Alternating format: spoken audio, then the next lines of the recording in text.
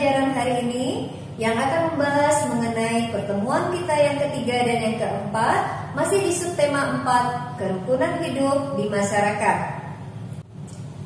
Pada pembelajaran pertama kita sebelumnya, kita sudah membahas mengenai kalimat penolakan. Ya, kalimat penolakan merupakan jawaban dari kalimat ajakan. Ingat, teacher sudah sampaikan bahwa dalam kalimat penolakan kita harus menggunakan bahasa yang santun dan sopan agar orang-orang yang kita tolak permintaannya tidak merasa tersinggung dan tidak marah. Serta dengan menjawab kalimat penolakan dengan benar akan terciptanya kerukunan di tengah masyarakat dan menghindarkan kita dari perselisihan. Satu lagi yang perlu teacher ingatkan, dalam kalimat penolakan kita harus menggunakan kata maaf atau tidak. Sekarang mari kita perhatikan dua percakapan berikut ini yang berisi mengenai kalimat penolakan. Pada dua percakapan ini, mari kita lihat mana percakapan yang menggunakan penolakan yang baik. Ya, benar. Dari kalimat pertama dapat kita lihat bahwa di percakapan ini kalimat penolakan yang diucapkan tidak dilakukan dengan santun. Sedangkan pada percakapan yang kedua baru kita bisa melihat bahwa kalimat penolakan yang diucapkan dengan baik dan benar.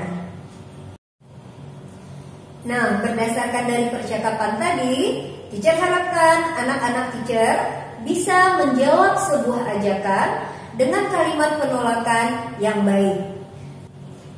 Sekarang, mari kita masuk cara menyelesaikan sebuah soal yang di dalamnya terdapat dua tanda operasi hitung yang berbeda. Misalnya ada tanda tambah dan tanda kurang yang dapat kita selesaikan dalam satu soal matematika. Perhatikan contoh soal teacher berikut ini. Pada soal ini, Ananda semua dapat melihat ada dua tanda operasi hitung yang berbeda, yaitu tanda tambah dan tanda kurang. Nah, mana yang harus kita selesaikan pertama? Jika bertemu soal seperti ini, baik tanda tambah yang di depan maupun tanda kurang yang di belakang atau sebaliknya, mungkin tanda kurang yang di depan dan tanda tambah di belakang, mana yang pertama tandanya kita temukan, itulah yang kita kerjakan pertama kali. Berarti pada soal 143 ditambah 115 dikurang 110 ini, yang pertama kita lakukan adalah menjumlahkan 143 ditambah 115. Maka hasil yang didapat adalah 258. Setelah hasilnya dapat, baru kita kurangkan dengan 110. Nah, hasil akhirnya akan kita dapatkan adalah 148. Nah, hal yang sama dapat kita terapkan pada soal cerita. Perhatikan soal cerita teacher berikut ini. Ibu membeli 120 butir telur. Sebanyak 70 buah butir telur dipakai ibu untuk membuat kue. Kemudian ibu membeli lagi 30 butir telur. Pertanyaannya, berapa sisa telur ibu sekarang? Nah, untuk menjawab soal cerita seperti yang sudah teacher ajarkan sebelumnya, Ananda teacher harus menggunakan kalimat pengantar. Jadi kalimat pengantarnya adalah sisa telur ibu sekarang adalah 120 butir dikurang 70 butir, kemudian ditambah 30 butir. Kenapa kurang? Karena di sini dipakai. Kalau dipakai berarti dikurang. Kemudian ibu membeli lagi. Membeli berarti telur ibu bertambah. Makanya kita gunakan tanda tambah.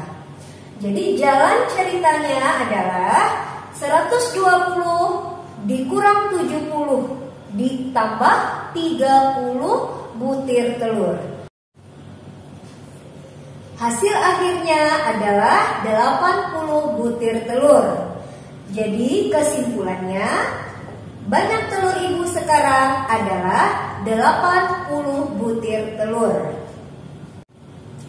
Jadi sekali lagi teacher ingatkan, Jika kalian menemukan soal cerita yang terdapat dua operasi hitung di dalamnya, kalian selesaikan terlebih dahulu mana tanda yang kita temui pertama kali. Nah, demikianlah pembelajaran kita pada hari ini. Teacher ulang lagi, dalam membuat kalimat penolakan, gunakanlah bahasa yang sopan dan santun, serta dalam mengerjakan penghitungan soal matematika yang terdapat dua tanda operasi hitung di dalamnya, kerjakan mana yang lebih dahulu pertama bertemu. Sampai di sini dulu pertemuan kita pada hari ini. Jangan lupa banyak berlatih soal di rumah dan mengulang-ulang pelajaran yang sudah teacher sampaikan. Sampai bertemu pada video pembelajaran selanjutnya.